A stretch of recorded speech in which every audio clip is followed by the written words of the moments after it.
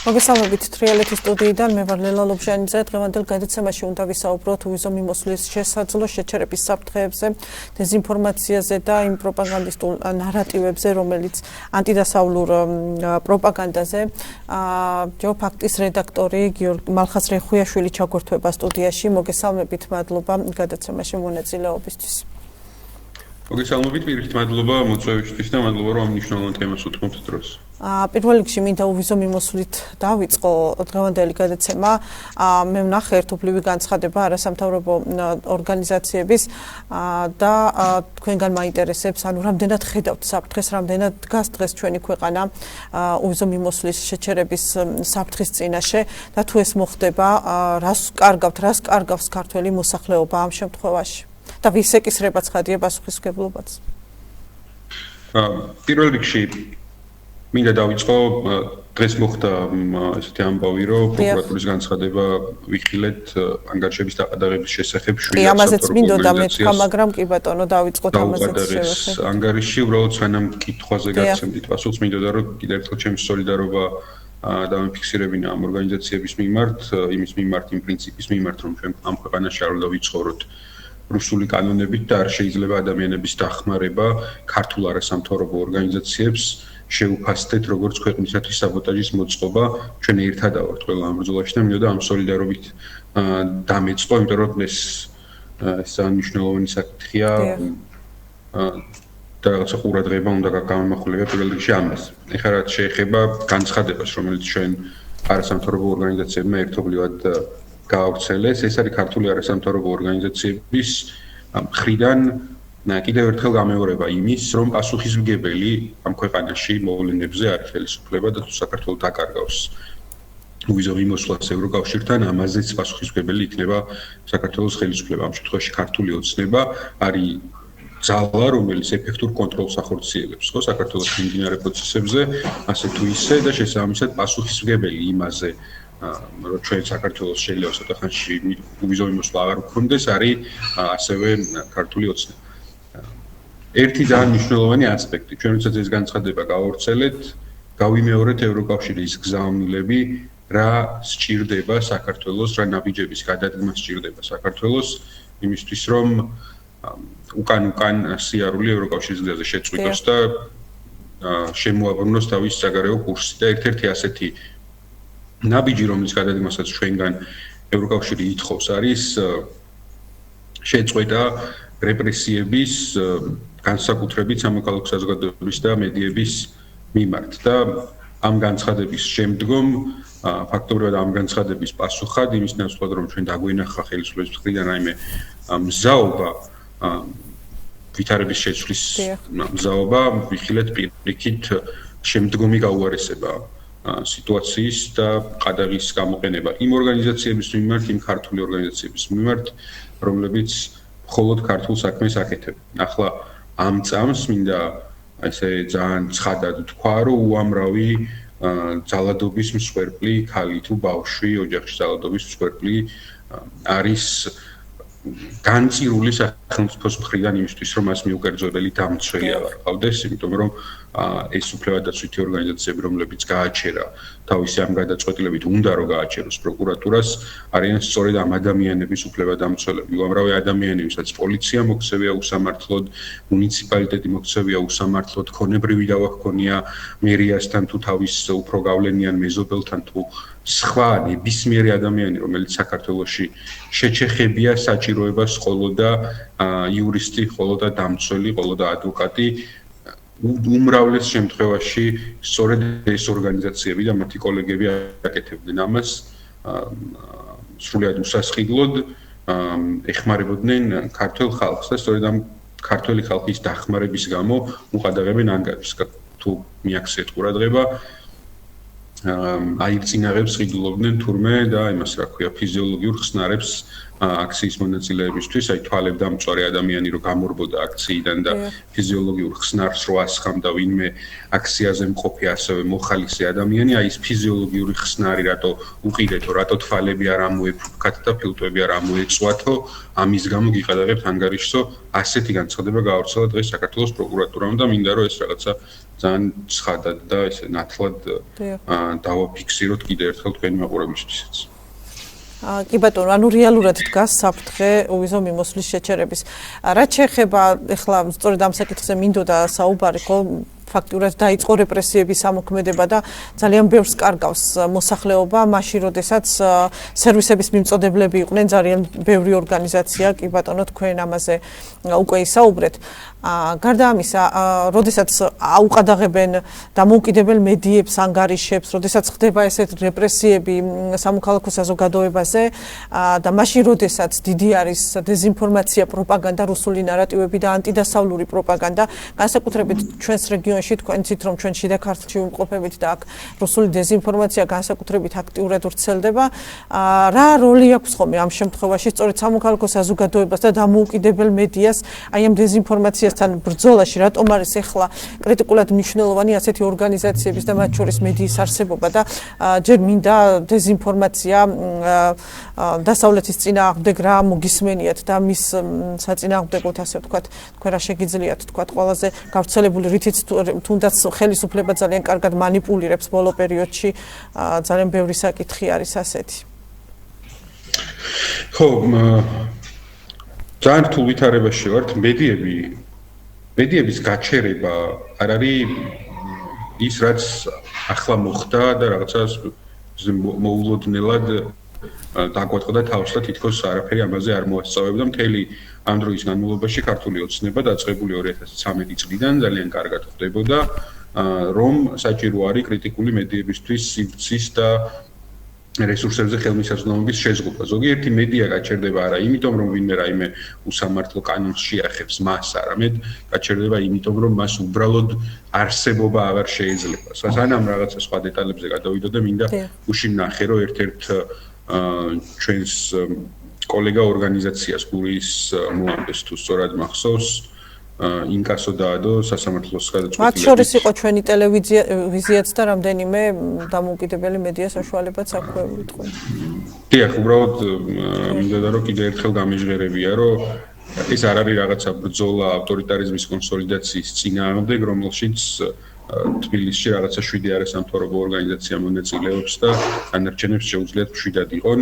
არა, ეს ავტორიტარიზმის კონსოლიდაციის პროცესი შეეხება ყველას, ვისაც განსხვავებული აზრი აქვს და როდესაც გურიაში თქვენ დაგჭირდებათ, რომ დამოუკიდებელი ჟურნალისტი მოვიდეს და თქვენი პრობლემა გააშუქოს და მე წახვიდეთ, არ ვიცი, საერთაშორისო გამჭვირვალობის ოფისში და იურისტის დახმარება ითხოვოთ, არა, თქვენ აღარც მედია დაგხვდებათ, აღარც იურისტი დაგხვდებათ, რომელიც უფასოდ დაგეხმარებათ, საერთოდ იცის საქართველოს რიგითმა მოქალაქემ იურისტის ფასი რა არის, კვალიფიციური იურისტი ერთ საათში რამდენს იღებს და რას იღებენ არასამთავრობო ორგანიზაციის იურისტები, მათი ინვესტიცია ეს საქართველოს მომავალში, რომ ისინი ამ ხელფასებზე მუშაობენ, იმიტომ რომ რაღაცა ჰქონიათ და ეს რწმენა აქვთ, რომ საქართველოს უკეთეს მომავალს ემსახურებიან, თორე გაცილებით მაღალანაზღაურებადი იქნებოდნენ, კერძო პრაქტიკა ჰქონდათ, მაგრამ არა რაღაცა მნიშვნელოვანის შექმნაში უნდათ მონაწილეობა და ამაზეა საბოლოო ჯამში საუბარი, რომ ეს რეპრესიული კანონები, მათ შორის გარდა რუსული კანონისა, ემახსოვრებათ რეკლამის დროის რეგულირება, ემახსოვრებათ თვითრეგულირების გადატანა ეროვნული კომუნიკაციების ეროვნული კომისიის კომპეტენციაში, მთელი რიგი საკითხებისა თვითრეგულირებიდან რეგულირებაში და ასე შემდეგ. ყველაფერი ეს მიმართულია იქით, რომ საბოლოო ჯამში ის ინსტიტუციები, რომლებიც დამოუკიდებელ საქართველოში შედგა, ანუ არასამთავრობო სექტორი და მედია, აი ეს ორი ინსტიტუცია დასუსტდეს და მოიღეს, იმიტომ რომ როგორც აჩვენა ბოლოდროინდელმა მოვლენებმა, საქართველოში ავტორიტარიზმი ვერ მყარდება, იმიტომ რომ ჯერ კიდევ მყარად დგავართ მედიები და არასამთავრობო ორგანიზაციები ფეხზე. უვიზო მიმოსვლას რო დაუბრუნდეთ ამ კონტექსტში, ეს რატოა საინტერესო? იმიტომა საინტერესო, რომ არის ერთ-ერთი გამოვლინება იმგვარი ზიანის, რომელსაც თითოეული მოქალაქე მიიღებს. და ჩვენ ან შეიძლება ჯერეთი რატო არ არის ადამიანის უფლების ნაწილი ის რომ დასასვენებლად სადაც მინდა იქ წავიდე, ხო, მაგრამ ჩვენ აქ მარტო ტურიზმზე ხო არ ვსაუბრობთ, ჩვენ საუბრობთ ჯანდაცვაც, ემიგრანტებიც. საუბრობთ დიახ, ჯანდაცვის მიზნით ვინც მიდის, ემიგრანტ დედასთან ვინც მიდის სანახავად, აი ვისაც უვიზომდე პერიოდი ახსოვს, რამდენი ხანი ვერ ნახულობდნენ ემიგრაციაში წასულ მშობლებს შვილები, იმიტომ რომ არ არსებობდა ამის შესაძლებლობა, რომ უბრალოდ ევროპაში ჩასულიყავი, ასე მარტივად, ხო, რაღაცა ვიზა უნდა აგიღო, რიგში მდგარიყავი, დაგედასტურებდნენ რაღაც 1000 სიგიჟე და ასე შემდეგ. ჩვენ მანდ დავბრუნდებით და მაგასაც რო თავი დავანებოთ, მთელი რიგი სექტორებია დამოკიდებული უვიზო მიმოსვლას. ეს ასე არ არის, ეს ეკონომიკის ნაწილია. ერთი არის რომ დროებითი რაღაცა მოკლევადიანი სამსახურები აქვთ ადამიანებს, რომლებიც ჩადიან 90 დღიან ვადას იყენებენ და მერე ბრუნდებიან და ამ სამთვეში რა შემოსავალსაც ნახულობენ, იმითი შემდგომ ახერხებენ მომდევნო 3 თვე სახლში რაღაცა თავის შინა მეურნეობაში, გარკვეული კეთილდღეობა შექმნან. მაგრამ ამის გარდა არის მთელი სექტორები, მაგალითად ქართველი ტრაილერის მძღოლები, რომლებიც ტრაილერს ატარებენ ევროკავშირში. როგორ ახერხებენ ამას? ახერხებენ იმით, რომ საფრანგეთიდან და მიდან რა ქვია, გერმანიიდან წამოიყვანენ მანქანას და არცად ვიზა არ ჭირდებათ. როგორ ახერხებენ ქართველი მეზღვაურები, მაგალითად, როდესაც გემი შემოვა ხმელთაშუა ზღვაში და რამდენიმეჯერ ჩერდება ერთხელ ესპანეთში, ერთხელ იტალიაში, ერთხელ საბერძნეთში, ერთხელ თურქეთში და მერე შემოდის ქართულ პორტში, როგორ ახერხებენ ქართველი მეზღვაურები, რომ ამ გემზე იმუშაონ? როგორ ახერხებენ? ახერხებენ იმით, რომ მათ სავიზო კონტროლის გავლა თავისი პასპორტით შეუძლიათ ყოველგვარი ვიზის გარეშე, შეუძლიათ ჩამოვიდეს ესპანეთში, გაიაროს ქუჩაში იყიდოს საჭმელი, დარჩეს სასტუმროში თუ თავის გემზე თუ როგორც უნდა.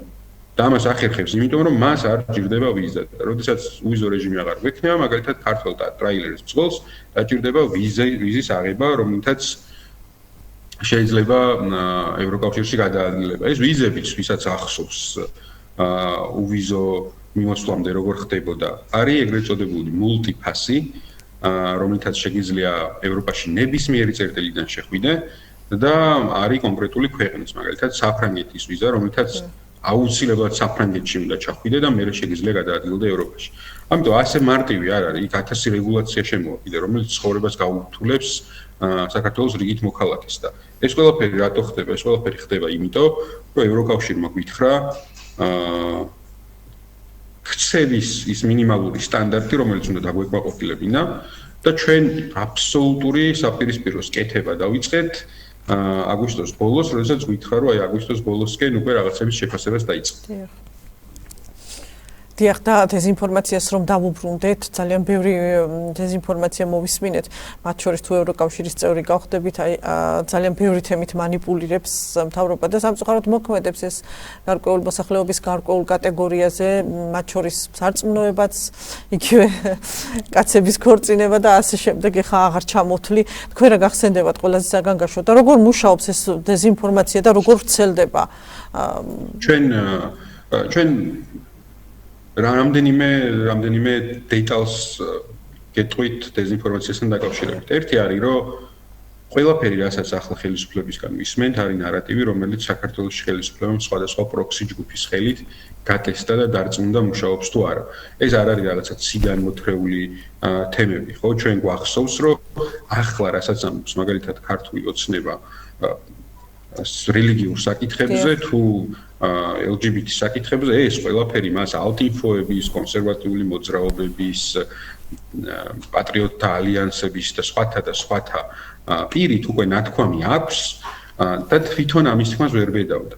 და ეძებდა იმ ყველაზე წარმატებულ მესიჯებს, რომლებიც მათ გამოადგებოდა. და ეს მარგინალური ჯგუფების სალაპარაკო საკითხები ზოგიერთი საერთოდ სიგიჟე ეგრო ეთქვა ქართულ ოცნების რომელიმე შედარებით თავმოყარე ლიდერს, რომ ეგეთი განცხადებები გაეკეთებია, მაგალითად 2014-ში თავად ქართულ ოცნებაში არავინ არ გააჩერებდა, იმიტომ რომ არ იყო ჯერ სიტუაცია და საინფორმაციო ველი ისეთი გამრუდებული, როგორიც ახლა და ეს მარგინალური ჯგუფების სალაპარაკო ენა ჩვენთან გახდა ხელისუფლების სალაპარაკო ენა. აქ რა არის კიდე ერთი ძალიან მნიშვნელოვანი? არის ის, რომ ჩვენ კვლევრები, რასაც ვაკვირდებით, არის რომ რუსული დეზინფორმაცია, რომელიც იყო ამ ქვეყნის მთავარი პრობლემა მთელი დროის განმავლობაში, შეგვიძლია ვთქვათ, რომ უკვე მეორეული პრობლემაა და პირველ ადგილზე გადაინაცვლა ხელისუფლების მხრიდან კოორდინირებულმა დეზინფორმაციამ.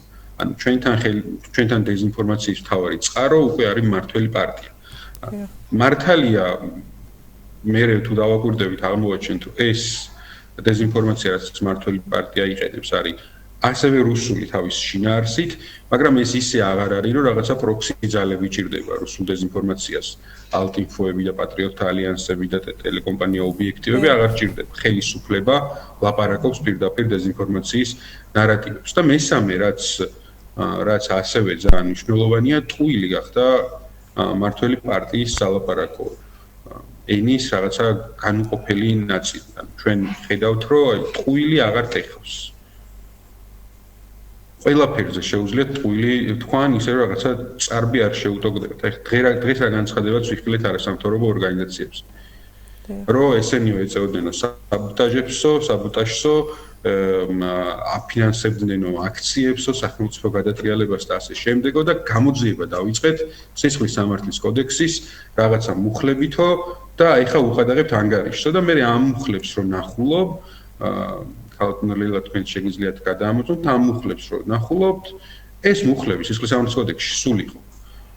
ანუ გაზაფხულზე როცა ესენი რუსულ კანონს იღებდნენ და მე როდესაც ეგრეთ წოდებული ფარა მიიღეს და როგორ ეუბნებოდნენ რომ ჩვენო ეხაო ეს კანონიო თუ არ მივიღეთო ხო არ ვიცითო არასამთავრობო ორგანიზაციებიო რა საქმიანობენ ყოველგვარი ამ ეგრეთ წოდებული ფარას და რუსული კანონის გარეშე სახელმწიფოს ყოველთვის ჰქონდა წვდომა შესაბამის ფინანსურ ინფორმაციაზე იმისთვის რომ თუ ვიღაცა საბოტაჟს რაღაც ეხლა ედავებიან ხო არასამთავრობო ორგანიზაციას თუ ვიღაცა საბოტაჟს ეწეოდა ამისთვის საჭირო ინფორმაცია ხელისუფლებას სულ ჰქონდა და შესაბამის საგამოძიებო უწყებებს და გამოდიოდნენ და ამ ტყუილს ამბობდნენ ისე რომ წარბიც არ შეუტოկდებოდათ რომ ჩვენ ეს თუ არ გავაკეთეთო ქვეყანა ჩამოიქცევო გადატრიალებას მოგვიწყობენ და ყოველგვარი ფარას და რუსული კანონის გარეშე იმ სისხლის სამართლებრივი მუხლებით რომლებიც იმ სისხლის სამართლის კოდექსში სულ იყო დაიწყეს გამოძიება და დააყადაღეს 7 ორგანიზაცია ხო დღეს შესაბამისად აი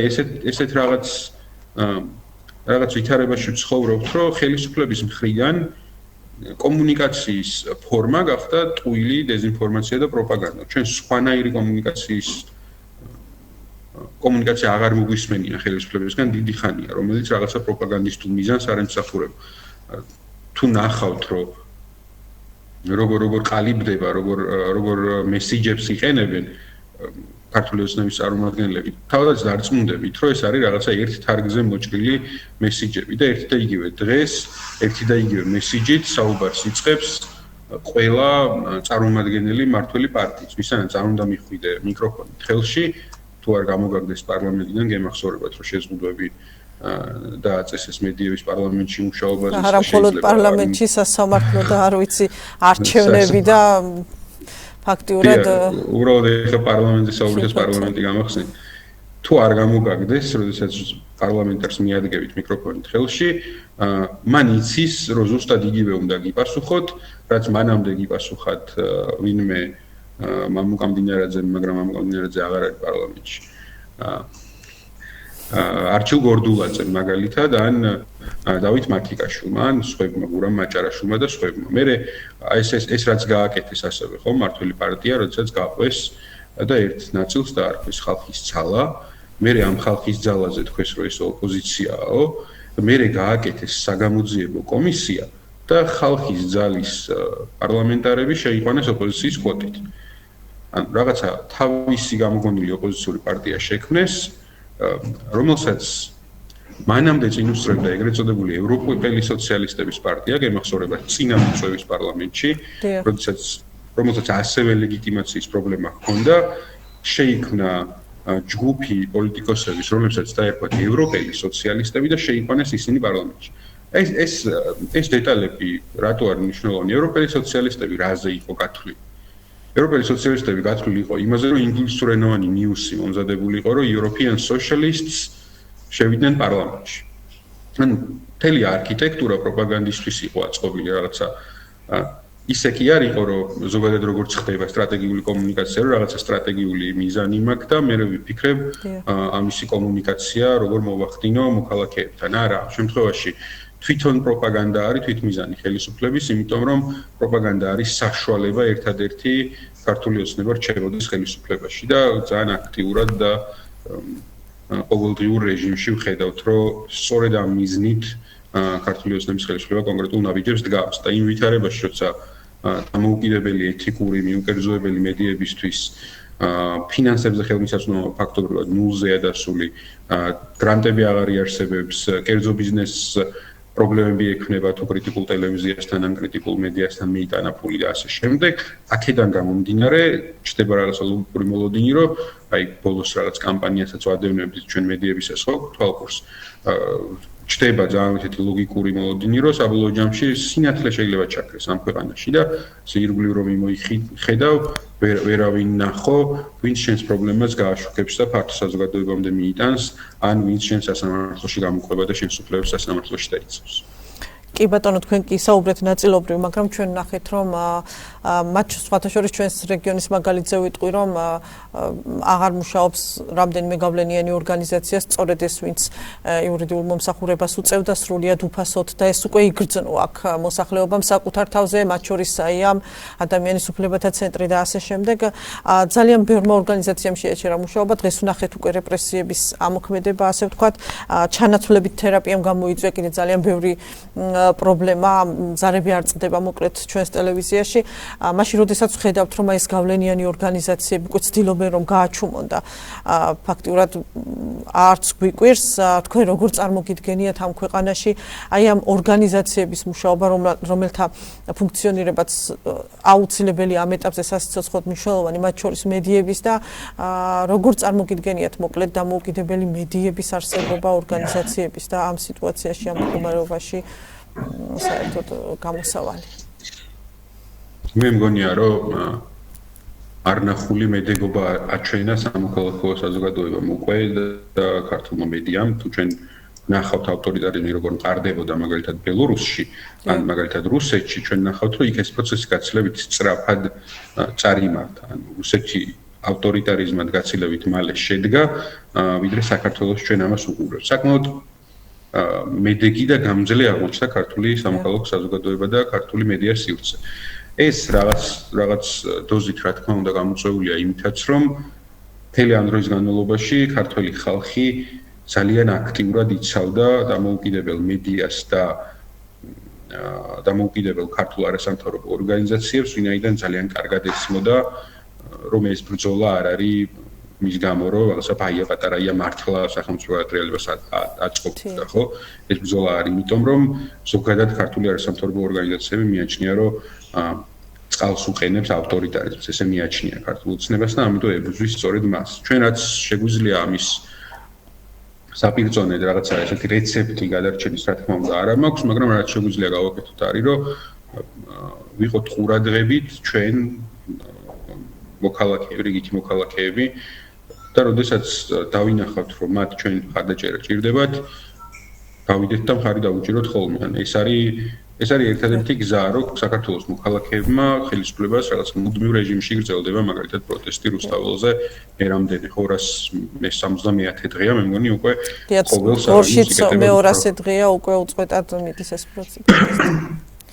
კი ბატონო და ვიდრე დავასრულებთ, მოკლედ მინდა არჩევნებსაც შევეხო, არჩევნები ალბათ ბრწყალებში ამ შემთხვევაში, იმიტომ რომ ჩვენ გვაქვს გასული არჩევნები, რომელსაც არ აქვს აღიარება და მოახლოებული თვითმმართველობის არჩევნები ისევ შემზღუდავ კანონებს უნდა დაუბრუნდე, მაშინ როდესაც სადამკვირვებლო ორგანიზაციებს ასე ეზღუდებათ მუშაობა და მათ შორის ცვლილებების მიხედვით დამკვირვებლის უფლებებიც არის მაქსიმალურად შეზღუდული, მაშინ როდესაც ეუთო ოდირი არ დააკვირდება ამ არჩევნებს, რა შეგიძლიათ გითხრათ, რამდენად როგორ წარმოგიდგენიათ საერთოდ თქვენ ეს მაშინ პოლიტიკურ გარემოსაც თუ გავითვალისწინებთ?